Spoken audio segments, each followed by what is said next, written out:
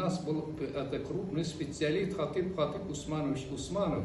Он очень много сделал по изучению истории Золотой Орды, литературы. Он является наставником многих наших ученых.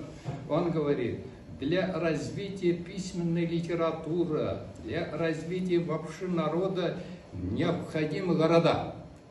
Городская жизнь. А здесь Золотая Орда, хотя это кочевые были люди, которые вели кочевой образ жизни, а здесь городская жизнь была очень развита. Здесь вот Астрахань. Астрахань, между прочим, несколько лет тому отмечали, праздновали, что Астрахань, то есть столько лет, начиная с периода Ивангорода. Нет, там уже был город такой известный, Хаджитархан.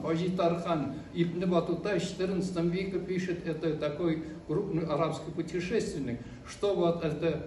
Там много купцов из различных стран. Это, говорит, город такой прекрасный. Еще Астрахань, Сарай-Бату, Сарай-Берке, Кафа, Азак город. И дальше Укек город. Укек. И сюда уже, Казань считается, Беляр, Волгора. И много таких, Нарушат, таких городов. И в Крыму, Евпатория, там уже Азак, Кафа. И, между прочим, с начала 13 века там уже согласие вот этих местных наших правителей, дальше с правителем Золотой Орды, итальянского купца основали там свои торговые факторы. Пункты такие. И, между прочим, это какие вот торговцы, они занимались и обменом духовными ценностями Европы. И здесь Востока, вот, между прочим, о них очень много пишется. Кроме того, и третий вариант. Золотая Орда имела тесные отношения. Ну, в первую очередь, конечно, там Китай, потому что там чингизы правили, Иран, Хулаку и ряд других там. А уже вот особенно вот с мусульманским Востоком. И в первую очередь мамлюкским Египтом. Потому что здесь в Египте нынешнем с 1259 года до 1516 года правили мамлюки, значит невольники. Здесь уже египетские правители, они нанимали для себя к службе уже таких наемников. Ну, пленных, еще ряд других, они хорошо отзывались. И, между прочим, Бейбарс, выходец из Дашты Кипчака, из Нижнего Поволжья, он захватил, когда уже Хулаку, другой сын этого, внук Чингисхана, захватил Багдад, хотел приближался к Египту, он организовал отпор и взял власть в свои руки. Бейбарс. Между прочим, вот Бейбарса казахи делали лет 20-30 лет тому назад фильм, и они уже представляют Бейбарса казахом. Никакого он казах. Нет, это уже представление Поволжья. Он татарин. И, между прочим, здесь уже между мамлюкским Египтом и Золотой Ордой тесные экономические, торговые, там и религиозные, и по другим параметрам связи были очень. Об этом много написано в Тизенгаузен книге, Амин Аль-Холи и ряд других, на Якубовской, греков, много у нас. И наши татарские ученые, в том числе там Закиров, еще и ряд Миркасим Усманов. И, между прочим, там в Египте распространялся тюрко-татарский язык. И некоторые даже правители мамлюкского Египта не знали арабского языка, а сами правили этим государством. И, между прочим, наши вот это многие, немногие уже, таких представителей, когда здесь началась смута, после этой эпидемии, после болезни, чума такой распространенной в XIV веке, во второй половине, они переехали и продолжили свое творчество. Из таких вот Махмуд Сарай Гулистани, он родом из Нижнего Поволжья. Махмуд Сарай, значит, из Сарайский, Гулистан был другой город, и там уже он был этого Египте, он был начальником, руководителем, предводителем канцелярии, султанской канцелярии. И у него есть некоторые стихотворения сохранились. Еще по юриспруденции писал. и другой Саиф Сарай. Об этом я говорю еще. Берке Факих и ряд других таких представителей. Вот это связи, многовековые связи с мамлюкским Египтом как-то положительно влияло на духовную жизнь Золотой Орды. И здесь, конечно, период Золотой Орды развивался, значит, для развития письменной культуры, письменности, так необходимо, как предварительное условие, это наличие городов, городской жизни.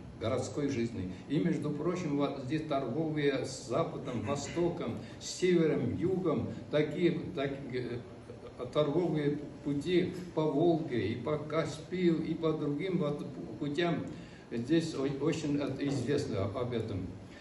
Между прочим, о Золотой Орде много писали. Много писали и там из других стран. Например, я уже упомянул Ибн Батута. Ибн Батута, он был и в Испании, он был еще и ранее, и в Индии был. Здесь 30-е, 14 века, 30-е, 40-е годы он 2 раза жил. 2 раза приезжал сюда, жил, и он хорошо описывает, что вот в Сарае, этот город прекрасный. Литература здесь разная. И письменная литература, учебная литература, и религиозная литература, и художественная литература. Между прочим, вот это письменные памятники, они как-то уже связаны между собой, нет риска вот таких, не отличаются они. Потому что даже в художественном произведении поднимаются научные вопросы. Например, стихотворный роман «Кутба Хосров и Ширин», она написана в 1342 году, там говорится, что вот мир, это движение, звезды тоже двигаются, что судьба человека зависит от кровообращения. Вот еще поэма Саифа Сарае Хосров Сухайль и Гульдурсен, которая написана в 1394 году, говорится, вот уже пишет, когда пленного Сухайла увезли, Хазар шел, дочь Шаха Гульдурсун его видела. И говорит, Хусайl Курдию эйленде бірдік, гүнаш гардында ерген мисли ертік. Видел парня, джигита, и повернул в его сторону, как будто земля вращается вокруг солнца. Мы ведь говорим, что вращение Земли около Солнца, говорится, открыли Коперник, Бруно, а это уже в восточном мире давно было известно. Как известный факт упоминает. Вот художественные, значит, эти вот между ними нет. Религиозные вопросы, еще и другие вопросы поднимались. Да, кроме того, прозаические произведения, поэтические произведения, смешанные такие есть. И, между прочим, литература Золотой Орды в первую очередь опиралась, конечно, на свои духовные достижения, богатство, на фольклорные, на мифологические материалы. И, во-вторых, это до Золотой Орды уже в тюркском мире существовала богатая литература. Между прочим, некоторые говорят, более 2000 лет тюркской письменной литературы. Здесь уже рунистские памятники. Еще затем вот такие написаны на бумаге. Грамотная поэма этого Юсуфа Баласагуни написана в 1069 году. Это уже идеальный вот такой благодатный Кудат-Кубили. Она переведена и на русский язык, и на некоторые другие языки. А еще вот этого словарь тюркских наречий Махмута Кашкары написано в 1072-74 годах. Это грамотное такое сочинение, там это накоплено языковые материалы, фольклорные материалы, письменные материалы. И вот еще у нас период Болгарского царства, Болгарского каганата, у нас свой Киса Юсуф Пулгали. Это мы еще не оцениваем Пулгали. Ну, написано первый вариант в 1212, а второй последний вариант в 1233 году. Мы отмечали, здесь многие знают. Значит, в первую очередь опирается на свои внутренние, мифологические, фольклорные, письменные памятники. Кулгали мы еще не оцениваем, это, знаете, это классические великие сочинения. Великие такое во всех отношениях, и идеально-тематическом, и эстетическом плане, и вообще вот это гениальные произведения. И период Золотой Орды в течение 2 веков создано много письменных памятников. Но, к сожалению, вот приходится, когда в истории о литературе и культуре Золотой Орды приходится упоминать, часто говорит «к сожалению».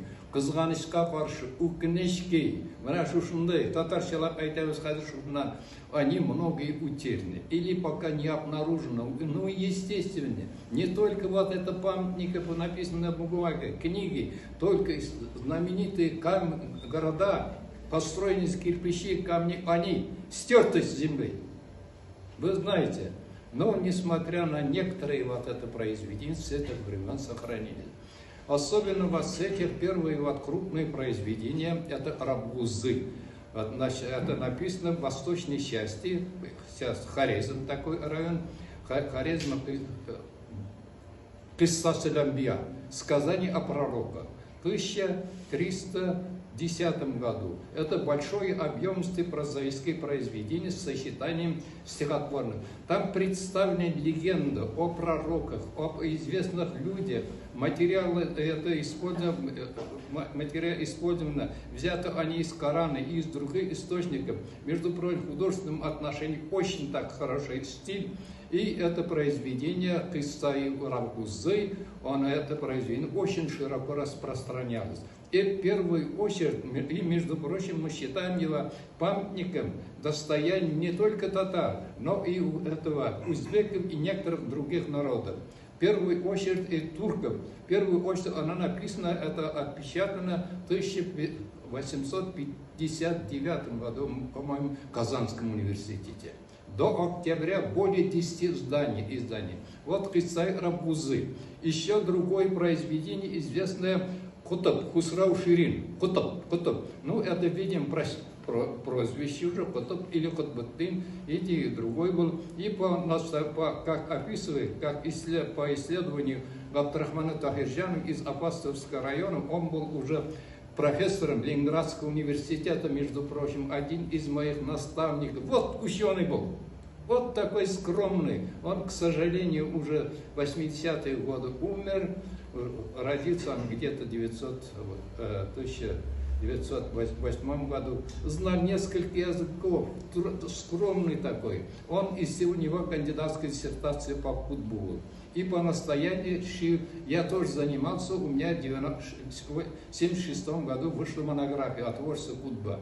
И вот это произведение, стихотворный роман, он написан на основе известного сюжета Хосров и Ширин. Между прочим, в средние века, и не только у нас, и Европа была такой обычай, на основе известных тем, используем известный образ сюжета написания романов. Это Аттилла, это еще Гёте, Декамерона, еще и других там, и восточных литератур тоже самое. Вот один из распространенных сюжетов был Хосров и Ширин. Фирдауси писал, и далее Джами, и особенно распространено произведение Низами, который он умер в 1208 году. На основе используя это произведение, Низами написал.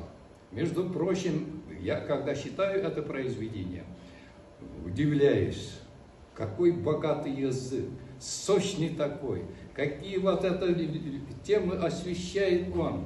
И, между прочим, и нынешние писатели даже так не могут писать. Даже так не могут. Здесь уже вопросы о правителе, еще о любви. Великая такая любовь Хосров и Ширин. Не только Хосров и Ширин, а Фархат и Ширин. Это произведение долгие годы было неизвестно. Просто мы считали, что утерянным. Первые обнаружили это произведение, стихотворный роман. Это большой роман, стихотворный роман Парижской национальной библиотеки. И затем уже в середине прошлого века Заячковский, известный польский такой ориенталист, польский профессор, и затем Габдрахман Тафирзянов и наш Хатыб Усманов, они опубликовали это. И сейчас, в начале вот это нашего столетия, 21 столетия, на современный язык Рифат Ахмадянов, профессор, таким известным был, он перевел с моим предисловием. Эта книга вышла в нашем издательстве «Хасров и Ширин». И далее произведение Хорезми. Хорезми тоже мы считаем, он без частей, Золотая Орда, где сейчас Хорезм, еще другие города, Хорезм считается, он в первой половине XIV века жил.